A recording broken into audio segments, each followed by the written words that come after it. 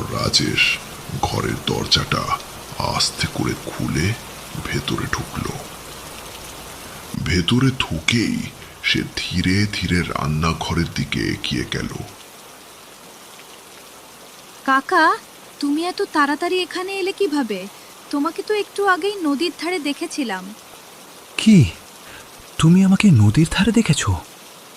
আমি তো ওদিক দিয়ে আসিনি, আমি তো কাঁচা রাস্তা দিয়েই এলাম। আরে ছাড়ুন ওসব কথা, হয়তো অন্য কাউকে দেখেছিলেন। দেবজিতের পরিবারের সবারই ঘরটি বেশ ভালো লাগলো, কিন্তু রাজেশের মনে তখন একটাই প্রশ্ন ঘুরপাক খাচ্ছিল, নদীর ধারে তাহলে ওরা কাকে দেখেছিল? তাহলে আমি যাই, আমার বাড়ি এখান থেকে খুব দূরে নয়, কিছু দরকার হলে বলবেন। আর একটা কথা, নদীর দিকে বেশি যাবেন না, দেখতে যতই সুন্দর লাগুক তার ভেতরে লুকিয়ে আছে অনেক ভয়ঙ্কর কিছু। এসব কথা আমার ছোট মেয়েদের সামনে বলছেন কেন? অযথা ওদের ভয় পাইয়ে দিই। রাজেশ বাবু সেখান থেকে চলে গেলেন। অনেকটা পথ জার্নি করে এসে সকলে ক্লান্ত হয়ে ঘুমিয়ে পড়ল, কিন্তু সুগন্ধার চোখে ঘুম এলো না।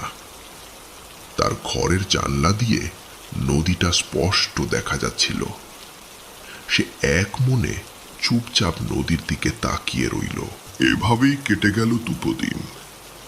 তারপর এক বিকেলে সুগন্ধা আর ইন্দ্রাণী নদীর ধারে গেল। হঠাৎ সুগন্ধা দেখতে পেল নদীর ধারে একজন মহিলা দাঁড়িয়ে আছে। সে অপরূপ সুন্দরী, টানা টানা চোখ, মুখে অদ্ভুত এক মায়া, আর সে যেন চুপচাপ সুগন্ধাকে নিজের দিকে ডাকছে। সুগন্ধা, তুই এখানে কি করছিস? চল, মা তোকে ডাকছে।